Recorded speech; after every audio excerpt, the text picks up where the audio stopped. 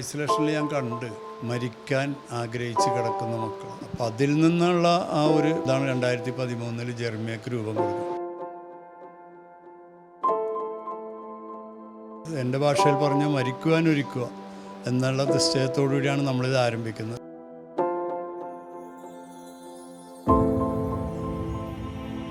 ഞാനൊരു ധ്യാനം കൂടി, ഒരു വചനമാണ് എൻ്റെ ജീവിതം മാറ്റിമറിക്കുന്നത്. ഡോക്ടർമാർ ഒത്തിരി പേര് ജനറൽ ഹോസ്പിറ്റലിലെ ബന്ധത്തിൻ്റെ പുറത്ത് തന്നെ ഫ്രീ ആയിട്ട് സഹായിക്കുന്നു. നമുക്ക് ഒന്നും നഷ്ടപ്പെടാനില്ല. കുറച്ച് നമ്മളുടേതായിട്ടുള്ള സമയമല്ലേ നഷ്ടപ്പെടുന്നുള്ളൂ. സോഷ്യൽ സർവീസ് മേഖല എന്ന് പറഞ്ഞാൽ ഒരു ഇൻഡെഫിനിറ്റ് ഫീൽഡാണ്.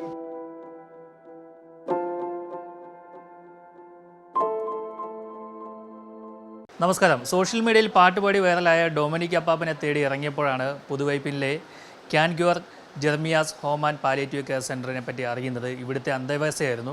എന്തായാലും ഇവിടെ എത്തിയപ്പോൾ ഒരുപാട് ആൾക്കാരെ കണ്ടു. രോഗികളായിട്ടുള്ളതുണ്ട്, ആരും തുണയില്ലാത്തവരായിട്ടുണ്ട്. അങ്ങനെ കുറേ അപ്പാപ്പന്മാരെയും അമ്മാമ്മമാരെയൊക്കെ ഇവിടെ കാണാൻ കഴിഞ്ഞു. പിന്നീട് കൂടുതൽ അന്വേഷിച്ചപ്പോഴാണ് ഇത് ഏകദേശം 25 വർഷത്തോളമായി ഇത്തരത്തിലുള്ള ആളുകളെയൊക്കെ സംരക്ഷിക്കുന്ന ഒരാളുണ്ട്. അയാളാണ് ഇത് നടത്തുന്നത്. KJ പീറ്റർ എന്നാണ് ആ വലിയ മനുഷ്യൻ്റെ പേര്. അദ്ദേഹം നമ്മോടൊപ്പം ചേരുന്നുണ്ട്. കൂടുതൽ വിവരങ്ങൾ നമുക്ക് ചോദിച്ചറിയാം. നമസ്കാരം പീറ്റർ ഏട്ടാ. അവിചാരിതമായിട്ടാണ് എനിക്ക് താങ്കളെ പരിചയപ്പെടാൻ കഴിഞ്ഞത്. പരിചയപ്പെട്ടപ്പോൾ സത്യം പറഞ്ഞാൽ ഇത് മറ്റുള്ളവരെ കൂടി അറിയിക്കണമെന്ന് എനിക്ക് തോന്നിയതുകൊണ്ടാണ് കൂടുതൽ കാര്യങ്ങൾ ചോദിക്കുന്നത്. ചേട്ടൻ എത്ര വർഷമായി ഇങ്ങനെ ഒരു ഇത് തുടങ്ങിയിട്ട്? ഹോസ്പിറ്റലിൽ ഇത് ആരംഭിച്ചിട്ട് 25 വർഷത്തോളം ആകുമ്പോൾ. തുടക്കം എങ്ങനെയാണെന്ന് പറയാം. തുടക്കം അവിടെ ഐസൊലേഷൻ വാർഡിലെ രോഗികളെ ശുശ്രൂഷിച്ചുകൊണ്ടുള്ള ഒരു സംഭവമാണിത് തുടങ്ങിയത്. പിന്നെ അവിടെ ഭക്ഷണം തുടങ്ങി. ഭക്ഷണം ഇന്ന് ഇന്ത്യയിൽ ഇങ്ങനൊരു സംഭവമില്ല. 4 നേരം ബെഡ് സൈഡിൽ, പിന്നെ ബൈസ്റ്റാൻഡറിൻ്റെ ഭക്ഷണം. അവിടെ ഒരു ഐസൊലേഷൻ വാർഡുണ്ടായി. അവിടുത്തെ രോഗികളുടെ ദയനീയമായിരുന്നു. അവരെ സംരക്ഷിക്കാൻ വേണ്ടി ഒരു കട്ടിൽ കൊടുത്ത് അവരെ, എൻ്റെ ഭാഷയിൽ പറഞ്ഞാൽ മരിക്കുവാൻ ഒരുക്കുക എന്നുള്ള നിശ്ചയത്തോടുകൂടിയാണ് നമ്മളിത് ആരംഭിക്കുന്നത്. എത്രാമത്തെ വയസ്സിലാണ് ചേട്ടൻ ഇത് ആരംഭിക്കുന്നത്? ഏകദേശം 40 വയസ്സായപ്പോഴാണ് ഇതിലേക്ക് കടന്നു വരാൻ സാധിച്ചത്. എങ്ങനെയായിരുന്നു ഈ 40 വയസ്സായി കഴിഞ്ഞ ശേഷം ഇങ്ങനെ ഒരു ചിന്തയിലേക്ക് വന്നത്? എന്ത് കാര്യത്തിലായിരുന്നു? അതിനു മുമ്പ് അടിച്ചു പൊളിച്ച് തന്നെ നടന്നേച്ചാണ്. അപ്പോൾ ഒരു സ്ഥലത്തും അങ്ങനെ എത്തിയില്ല. പക്ഷേ എന്നെ ദൈവം ഇതിലേക്കായിരുന്നു ഒരുക്കി നിർത്തിയിരുന്നത്. ഞാനൊരു ധ്യാനം കൂടി, ഒരു വചനമാണ് എൻ്റെ ജീവിതം മാറ്റിമറിക്കുന്നത്. അങ്ങനെ ജനറൽ ഹോസ്പിറ്റലിൽ പോയി നിന്ന് അത് വിലാപങ്ങളുടെ പുസ്തകം 4-ാം അധ്യായം 1-2 തിരുവചനം. അതിങ്ങനെ തുടങ്ങണം. സ്വർണ്ണമെന്തേ മങ്ങിപ്പോയി, തങ്കത്തിനെന്തേ മാറ്റം വന്നു, വിശുദ്ധ മന്ദിരത്തിൻ്റെ കല്ലുകൾ വഴിക്കവലയ്ക്കൽ ചിതറിക്കിടക്കുന്നു, സിയോൻ്റെ അമൂല്യരായ മക്കൾ തങ്ങളുടെ തൂക്കത്തിനൊപ്പം തങ്കത്തിൻ്റെ വിലയുള്ളവർ, കുശവൻ്റെ കരവേലയായ മൺപാത്രം പോലെ ഗണിക്കപ്പെട്ടത്. പിന്നെ ജനറൽ ഹോസ്പിറ്റലിലാണ് പല ഗ്രേസ് ചേച്ചി, ജസ്റ്റിമൃത അങ്ങനെ പോയത്. അവിടെ ചെന്ന് ഐസൊലേഷൻ വാർഡിൽ നിന്ന് ആരംഭിച്ച പ്രസ്ഥാനമാണിത്. ഇന്ന് ഭംഗിയായിട്ട് ഇത് മുന്നോട്ട് കൊണ്ടുപോകുന്നു. എന്തൊക്കെ തരത്തിലുള്ള ആളുകളാണ് ഇവിടെ അന്തേവാസികളായിട്ടുള്ളത്? ഇവിടെ കിടപ്പ് രോഗികളെ നമ്മൾ ഉദ്ദേശിച്ചിരിക്കുന്നത്. അത് ആരുമില്ലാത്തവർക്കാണ് മുൻഗണന കൊടുക്കുന്നത്. പിന്നെ ഞങ്ങളിപ്പോൾ ഒരു 100 പേർക്ക് ക്യാൻഗൂർ ഒരു സൗകര്യം ഒരുക്കുന്നുണ്ട്. പിന്നെ ജെർമിയ ഒരു 75 സ്ത്രീകൾക്ക് വേണ്ടി ഒരുക്കുന്നുണ്ട്. അതെല്ലാം ആരുമില്ലാത്തവർക്ക് വേണ്ടി തന്നെയാണ് നമ്മളിത് ആരംഭിക്കാൻ പോകുന്നത്. ഇപ്പോൾ ക്യാൻഗൂറിൻ്റെ അത് ഒരുക്കി കഴിഞ്ഞാൽ നമ്മളെ തന്നെ ഏൽപ്പിക്കും. പുരുഷന്മാരുടെ അത് അങ്ങനെ ചെയ്യും. പിന്നെ സ്ത്രീകളുടെ ഇവിടെ തനിച്ച് അങ്ങനെയൊക്കെയാണ് ഉദ്ദേശിച്ചത്. ആരുമില്ലാതെ ഒറ്റപ്പെട്ടു പോകുന്നു. പിന്നെ ഇവിടുന്ന് ഇപ്പോൾ ഒരു ഹോം കെയർ സർവീസ് ഉണ്ട്, എമർജൻസി. അത് എടവനക്കാട് വരെയാണ് ഉദ്ദേശിച്ചേക്കുന്നത്. അത് വൈപ്പങ്കര മുഴുവനും ആക്കിയെടുക്കണം. പിന്നെ ഒരു ICUവിൻ്റെ റോട്ടറി ക്ലബ്ബ് ചെയ്തു തരാമെന്ന് പറഞ്ഞിട്ടുണ്ട്. ഒരു ലാബ് വരും. അപ്പോൾ എല്ലാ സംവിധാനവും ഇവിടെ ഒരുക്കിയെടുക്കുക. ഒരാളുടെയും അവരുടെ നീതി നിഷേധിക്കാത്ത വിധത്തിലുള്ള സംവിധാനമാണ് ഞങ്ങൾ ചെയ്യുന്നത്. സാധാരണ ഈ ഇങ്ങനെ ചാരിറ്റി പ്രവർത്തനമൊക്കെ ചെയ്യുന്ന ആളുകളൊക്കെ ഒരുപാട് സമ്പാദ്യമൊക്കെ ഉണ്ടാക്കാറുണ്ട്. അങ്ങനെ താങ്കൾക്ക് ഒരുപാട് സമ്പാദ്യമുണ്ടോ? ഇതിൻ്റെ മറവിൽ എന്തെങ്കിലും സമ്പാദിക്കുന്നുണ്ടോ? എനിക്ക് ഇപ്പോൾ സത്യം പറഞ്ഞാൽ 40 ലക്ഷം രൂപയോളം കടമുണ്ട്. എനിക്ക് 4.5 സെൻറ്റ് ഒരു ചെറിയ വീടുമുണ്ട്. അത് പണ്ട് എന്തുകൊണ്ടോ അതുണ്ട്. പ്രത്യേകിച്ച് അക്കൗണ്ടോ ഒന്നുമില്ല. പിന്നെ ഞാൻ ആഗ്രഹിച്ച പോലെ ദൈവം എനിക്ക് ചെയ്തു തന്നു. 2 മക്കളായിരുന്നു. മൂത്താളെ പുരോഹിതനാക്കണമെന്നുള്ള ഒരു പ്രാർത്ഥനയുണ്ടായി. അത് സംഭവിച്ച്. 2ാമത്തെ ആൾ ഇതിലേക്ക് ഈ ശുശ്രൂഷയിലേക്ക് വന്നു. അപ്പോൾ അത് ഒരു മഹാഭാഗ്യമായിട്ട് കണക്കാക്കുന്നു. ഈ ഭൂമിയിൽ ഞങ്ങൾക്കൊന്നും വേണ്ട, ഒന്നുമില്ല, ഒന്നും ഉണ്ടാകുകയുമില്ല. ഇത് ഇവരെ കൂടി തന്നെ, ഇവരോടുകൂടി ആയിരിക്കും ഏറ്റവും നല്ലൊരു സൗകര്യം ഈ രോഗികൾക്ക് ഒരുക്കി കൊടുക്കുക. കാരണം ഐസൊലേഷനിൽ ഞാൻ കണ്ട് മരിക്കാൻ ആഗ്രഹിച്ച് കിടക്കുന്ന മക്കളാണ്. അപ്പം അതിൽ നിന്നുള്ള ആ ഒരു ഇതാണ് 2013 ജെർമിയക്ക് രൂപം കൊടുക്കുക. പിന്നെ ക്യാൻഗൂർ വഴി ഇവിടെ അത് ആ സംരംഭം ആരംഭിക്കുന്നത്. ധ്യാനം കൂടിയപ്പോഴാണ് ഇങ്ങനൊരു ചിന്ത ഉണ്ടായത്. എന്തുകൊണ്ടാണ് ഈ ധ്യാനത്തിന് പോകാൻ കാരണമായത്? അത് അമ്മയുടെ പ്രാർത്ഥനയാണ്. അടിച്ചു പൊളിച്ച് നടക്കുന്നൊരു പ്രകൃതമായിരുന്നു എൻ്റെ കൂട്ടുകാർ. ഒരുപാട് നിർബന്ധിച്ചാണോ വിട്ടത്?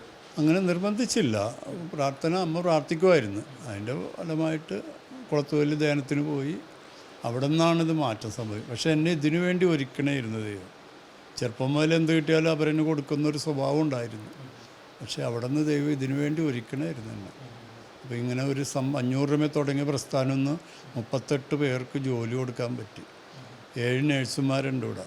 പിന്നെ ഒരു 3 നേഴ്സുമാരെയും കൂടി എടുക്കേണ്ടി വരും. ഐസിയുൻ്റെയൊക്കെ ആരംഭിച്ച് പിന്നെ ലാബ്, പിന്നെ 5 ഫിസിയോതെറാപ്പിസ്റ്റ് ഉണ്ട്.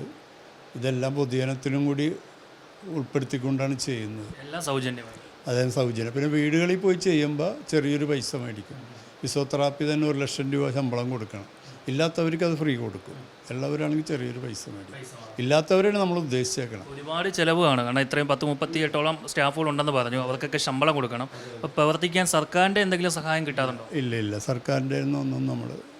എങ്ങനെയാണ് അപ്പോൾ ഈ ഫണ്ട് നമ്മുടെ ഇവിടെയുള്ള ആൾക്കാർ സാധാരണ മനുഷ്യരൊക്കെ തരുന്നത്. ഒരു വിദേശ ഫണ്ടൊന്നും ഞങ്ങൾക്കില്ല.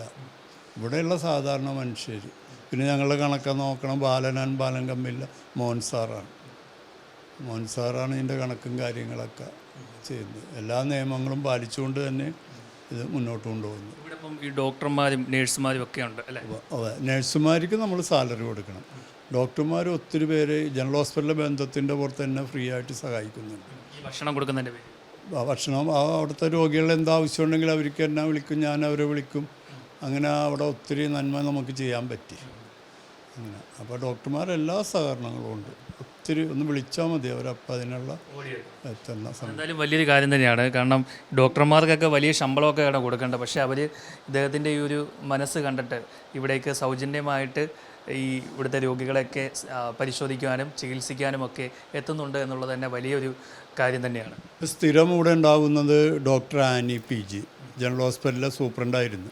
റിട്ടയർഡായി. പിന്നെ പാലിയേറ്റിൻ്റെ മേധാവിയായിരുന്നു. പക്ഷെ ഇവിടെ ആഴ്ചയിൽ 3 ദിവസമെങ്കിലും ഇവിടെ വരും. ഇവിടെ പുള്ളിയുടെ നല്ലൊരു സേവനം ഇവിടെ നമുക്ക് കിട്ടുന്നുണ്ട്. ഇന്ന് ആളിവിടെ ഉണ്ട്. നമുക്ക് ആ ഡോക്ടറെ ഒന്ന് പരിചയപ്പെടാം. കാരണം ഈ നമുക്കറിയാം പലരും ഈ സ്വകാര്യ പ്രാക്ടീസൊക്കെ ചെയ്യുന്നവരാണ്. അപ്പം നല്ല പണമൊക്കെ വാങ്ങും, കാരണം ഫീസൊക്കെ വാങ്ങുന്നവരാണ്. ഇവിടെ വന്ന് സൗജന്യമായി ചെയ്യണമെങ്കിൽ അതിന് വലിയൊരു മനസ്സ് തന്നെയാണ് വേണ്ടത്. അല്ലെങ്കിൽ നമുക്ക് ഡോക്ടറോട് ഒന്ന് സംസാരിക്കാം. ഡോക്ടർ ആനി PG നമ്മോടൊപ്പം ചേരുകയാണ്. ഡോക്ടർ, ഇവിടെ സൗജന്യ സേവനമാണ് നൽകുന്നതെന്ന് പറയുന്നു. എന്താണ് അങ്ങനെ ഒരു മനസ്സ് വരാനുള്ള കാരണം? സാധാരണ ഡോക്ടർമാരൊക്കെ ഈ റിട്ടയർമെൻറ്റിന് ശേഷം വീട്ടിലിരുന്ന് രോഗികളെ കണ്ട് ഒരുപാട് പണം വാങ്ങുന്നവരാണ്. ഡോക്ടർ ഇങ്ങനെ ഒരു സേവനത്തിലേക്ക് വരാനുള്ള കാരണം? റിട്ടയർമെൻറ്റിന് മുമ്പ് തന്നെ ഞാൻ പാലിയേറ്റീവ് പ്രവർത്തനങ്ങളായിട്ട് തന്നെ ഇൻവോൾവ് ആയിരുന്നു. പീറ്റർ ബ്രദറിനെ ഫോർട്ട് കൊച്ചി ജനറൽ ഹോസ്പിറ്റലിലെ സൂപ്രണ്ടായിരിക്കുമ്പോൾ പരിചയപ്പെട്ടതാണ്. അപ്പോഴാണ് അദ്ദേഹത്തിൻ്റെ പ്രവർത്തനങ്ങളെപ്പറ്റി കൂടുതൽ അറിയാൻ പറ്റിയത്. മറ്റേത് കാണും ചിരിക്കും അങ്ങനെയായിരുന്നു. അത് കഴിഞ്ഞ് ജനറൽ ഹോസ്പിറ്റലിലെ സൂപ്രണ്ടായിട്ട് ചാർജ് എടുത്ത് കഴിയുമ്പോഴാണ് ഐസൊലേഷൻ വാർഡിലെ പ്രവർത്തനങ്ങളും മറ്റും കണ്ടത്. അവിടെ ഏതാണ്ട് ഒരു 40 ബെഡ് ഉണ്ടെങ്കിൽ നമുക്കൊരു 100-150 പേഷ്യൻ്റ് ഉണ്ടാവും. അപ്പോൾ അവരുടെ നിസ്വാർത്ഥമായ സേവനം, പീറ്റർ ബ്രദറിൻ്റെ ഒരു ടീമുണ്ട്. ടീമിൽ കുറച്ച് പേർക്ക് പുള്ളി പേയ്മെൻറ്റ് കൊടുത്തിട്ട്, അല്ലാണ്ട് കുറേ പേര് സോഷ്യൽ വർക്ക് ചെയ്യുമ്പോൾ നമ്മൾ ആ ഐസൊലേഷൻ വാർഡിൽ തന്നെ പേഷ്യൻസിനെ പോയി കാണുമായിരുന്നു. പിന്നെ നമ്മളുടെ ചിന്തയിൽ വന്നത്, ദൈവം മനുഷ്യരെ ഓരോരുത്തരെ സൃഷ്ടിക്കുമ്പോൾ ഒരു ഇത് ഏൽപ്പിച്ചിട്ടുണ്ടല്ലോ, ദൗത്യങ്ങൾ ഏൽപ്പിച്ചിട്ടുണ്ട്. അത് നമ്മൾ തിരിച്ചറിയണം. അത് തിരിച്ചറിയുമ്പോൾ എനിക്ക് ഈ ഒരു വരം കിട്ടിയത്, ഈ ശുശ്രൂഷ വരം എന്ന് തന്നെ വേണമെങ്കിൽ പറയാം, ഡോക്ടറായത്. എനിക്കർഹിക്കാത്തൊരു നിലയിൽ ദൈവം കൊണ്ടുവന്ന് എത്തിച്ചതായിരിക്കാം. ഞാൻ MBBS 86 കാലഘട്ടങ്ങളിൽ എൻ്റെ കോഴ്സ് കഴിഞ്ഞു. ഒരു 10 വർഷക്കാലം പ്രൈവറ്റ് ഹോസ്പിറ്റലിൽ വർക്ക് ചെയ്തു. ഒരു 20 വർഷം ഗവൺമെൻറ് സർവീസിലും വർക്ക് ചെയ്തപ്പോൾ രോഗി എന്താണ്, ആ രോഗിയുടെ അവസ്ഥ എന്ന് പറയുമ്പോൾ രോഗി രോഗം മാത്രമായിട്ട് വന്നതല്ലല്ലോ. ആ രോഗിക്ക് ഒരു രോഗമുണ്ട്, രോഗിയുടെ ഫാമിലിയുണ്ട്, അവരുടെ ബാക്കിയുള്ള ചുറ്റുപാടൊക്കെ ഉണ്ടല്ലോ. നമ്മൾ കൂടുതൽ അവരുടെ ഉള്ളിലോട്ട് ഇറങ്ങി ചെല്ലുമ്പോൾ അവരുടെ കുറേ കാര്യങ്ങൾ അറിയാൻ പറ്റും. അപ്പം അങ്ങനെ വരുമ്പോൾ നമ്മളൊരു നേരം അല്ലെങ്കിൽ 2 നേരം അല്ലെങ്കിൽ ജീവിതം മുഴുവൻ സുഖലോലുപതയിൽ ജീവിക്കണമുണ്ട് വലിയ അർത്ഥമില്ല. നമുക്ക് സാമ്പത്തികമായിട്ട് സഹായിക്കാൻ പറ്റിയില്ലേ പോലും നമ്മളുടെ ജോലി കൊണ്ട് അവർക്കൊത്തിരി ഹെൽപ്പ് ചെയ്ത് കൊടുക്കാൻ പറ്റുമല്ലോ. അപ്പോൾ ഫ്രീ സർവീസ് എന്നുള്ളത് നമുക്ക് ഒന്നും നഷ്ടപ്പെടാനില്ല. നമ്മളുടേതായിട്ടുള്ള സമയമല്ലേ നഷ്ടപ്പെടണുള്ളൂ. കാരണം നമുക്ക് ഒന്നും പോകണില്ല. പിന്നെ മെഡിസിൻ നമ്മുടെ കയ്യിലുണ്ടെങ്കിൽ അവർക്ക് ഫ്രീ കൊടുക്കാം. വേറെ അവർക്ക് ഇപ്പോൾ ഒരു ഹോം കെയർ സർവീസിന് പോകണമെങ്കിൽ അങ്ങനെ അവരുടെ കൂട്ടത്തിൽ വീട്ടിൽ പോയി രോഗികളെ കാണാം. വീട്ടിൽ പോയി രോഗികളെ കണ്ടു കഴിയുമ്പോൾ ആ വീട്ടിലെ അവസ്ഥ നമുക്ക് കുറച്ചും കൂടെ അസസ് ചെയ്യാം.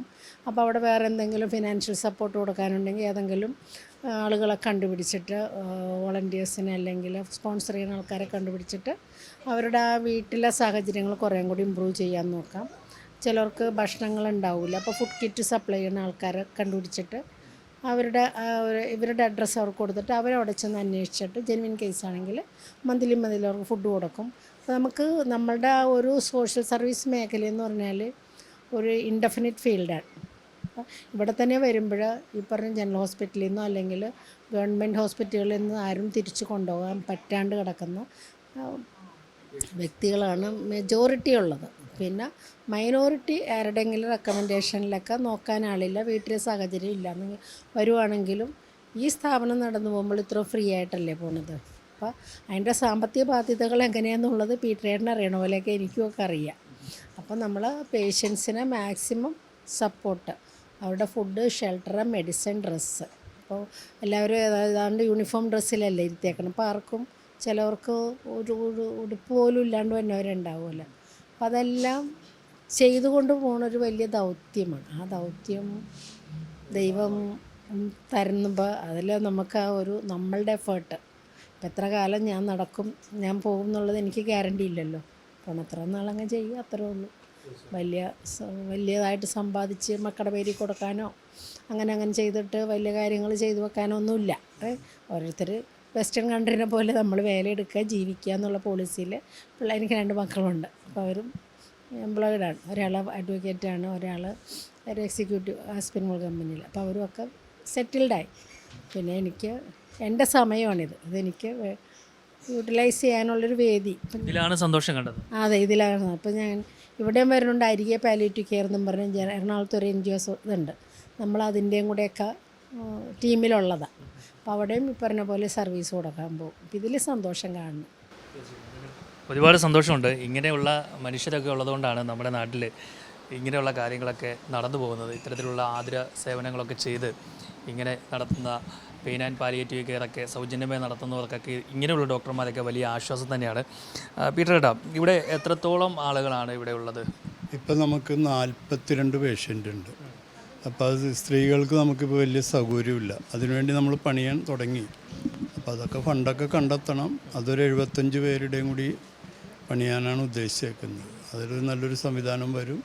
അതെല്ലാം ഉപേക്ഷിക്കുന്നവർക്ക് വേണ്ടി തന്നെയാണ്. ഈ ഫുഡ് എത്ര പേർക്കാണ് ഒരു ദിവസം കൊടുക്കുന്നത്? ഫുഡ് ഇപ്പോൾ ജനറൽ ഹോസ്പിറ്റലിലെ എല്ലാ പേഷ്യൻസിനും ബൈസ്റ്റാൻഡറിനും അതൊരു നേരം എന്തായാലും 800 പേരൊക്കെ ഉണ്ടാവും. അങ്ങനെയാണ് അത് മുന്നോട്ട് പോകുന്നത്. എന്തൊക്കെ വിഭവങ്ങൾ ഉണ്ടാവും അതിൽ? ഡയറ്റീഷ്യന് നിർദ്ദേശപ്രകാരമാണ് ആ ഫുഡ് പോകുന്നത്. പിന്നെ കിച്ചണിൽ അവിടെ ഒരു ഗ്യാസിൻ്റെയും പിന്നെ കുടുംബശ്രീക്കാരുണ്ട്, അത് HDC ശമ്പളം കൊടുക്കും. ബാക്കി ഞങ്ങൾ കണ്ടെത്തി പലർക്ക് പച്ചക്കറി അങ്ങനെയുള്ള കാര്യങ്ങൾ ഞാൻ ചെയ്യും. പിന്നെ ബൈസ്റ്റാൻഡറിൻ്റെ ഭക്ഷണം എൻ്റെ വീട്ടിലിട്ട് അതങ്ങനെ പോകണം. ഇവിടെ നമുക്ക് എന്തൊക്കെ സൗകര്യങ്ങളാണ് ഈ ഉള്ളത്? ഫിസിയോതെറാപ്പിയൊക്കെയാണ് ഞാനിപ്പോൾ കണ്ടത്. അതെ, ഇവിടെ ഫിസിയോതെറാപ്പി യൂണിറ്റ് ഉണ്ട്. പിന്നെ ഇപ്പോൾ ഒരു ICU യൂണിറ്റ് വരും, ഇവിടെ ഒരു പാലിയേറ്റീവ് വരും, പിന്നെ ഹോം കെയർ എമർജൻസി സർവീസ്, പിന്നെ ഇവിടെ വരുന്ന രോഗികളുടെ അതാണ് നമ്മൾ ഉദ്ദേശിച്ചേക്കുന്നത്. ആരും വഴിയിൽ അനാഥരായി കിടക്കണ്ട, അതാണ് ഉദ്ദേശം. കാരണം ഗവൺമെൻറ് ഹോസ്പിറ്റലിൽ തന്നെയാണ് മുൻഗണന. പിന്നെ പലരും വിളിക്കുമ്പോൾ അന്വേഷിച്ച് ചെയ്യുമ്പോൾ ആരും ഇല്ലെങ്കിൽ നമ്മൾ എടുക്കാറുണ്ട്. പക്ഷേ പോലീസൊക്കെ തെരുവിൽ നിന്നുള്ള ആൾക്കാരെ കൊണ്ട് നേരിട്ട് എടുക്കില്ല ഒരിക്കലും. അത് ഗവൺമെൻറ് ഹോസ്പിറ്റലിൽ നിന്ന് ചികിത്സ എന്താണെന്ന് അറിഞ്ഞിട്ട് അങ്ങനെയാണ് നമ്മൾ എടുക്കുന്നത്. അതുകൊണ്ട് നമുക്കിവിടെ ഇപ്പോൾ കൊറോണയുടെ കാലം, ഇവിടെ ഒരു കൊറോണ ആർക്കും വന്നില്ല. അത്രയും ശ്രദ്ധിച്ച് തന്നെ നമ്മളിത് എടുക്കുന്നത്. TB എല്ലാം നോക്കി കൈകാര്യം ചെയ്ത് അതുണ്ടെങ്കിൽ അതിനുള്ള പ്രശ്നം ഞാൻ ചെയ്യും. അങ്ങനെയാണ് ചെയ്യുന്നത്.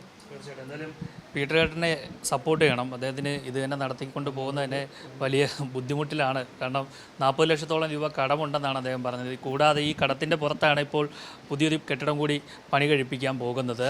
അതും മറ്റുള്ളവരുടെയൊക്കെ സഹായത്തോടു കൂടി തന്നെയാണ്. എന്തായാലും നിങ്ങളുടെയൊക്കെ സഹായം അദ്ദേഹത്തിന് നൽകിയാൽ അത് വലിയൊരു ആശ്വാസം തന്നെയാണ്. അതിന് വേണ്ടുന്ന സഹായങ്ങൾ നൽകാൻ ആഗ്രഹിക്കുന്നവർ അദ്ദേഹത്തിൻ്റെ നമ്പറിലേക്ക് ബന്ധപ്പെടാം. അക്കൗണ്ട് ഡീറ്റെയിൽസ് കൂടി നമ്മൾ ഇതിലേക്ക് കൊടുക്കുന്നുണ്ട്. അപ്പോൾ അതിലേക്കും നിങ്ങളുടെ ഒരു ചെറിയ സംഭാവന നൽകാവുന്നതാണ്. നേരിൽ കണ്ടപ്പോൾ തന്നെയാണ് ഇവിടുത്തെ ഈ സൗകര്യങ്ങളും അതുപോലെ എത്രത്തോളം ദുരിതം അനുഭവിക്കുന്ന ആൾക്കാരാണ് ഇവിടെ ഉള്ളത്, അല്ലെ രോഗം അനുഭവിക്കുന്ന ആൾക്കാരാണ് ഇവിടെ ഉള്ളത് എന്നൊക്കെ മനസ്സിലാക്കാൻ കഴിഞ്ഞത്. എന്തായാലും ഈ വലിയ മനസ്സിന് ഒരുപാട് നന്ദിയുണ്ട്. ഇനിയും ഒരുപാട് ഉയരങ്ങളിലേക്ക് എത്തട്ടെ ചേട്ടാ, വളരെ നന്ദിയുണ്ട്. ഇവിടുത്തെ നേഴ്സിംഗ് സൂപ്രണ്ടായ ജോൾസിനെയാണ് നമ്മുടെ ഇപ്പോൾ ഉള്ളത്.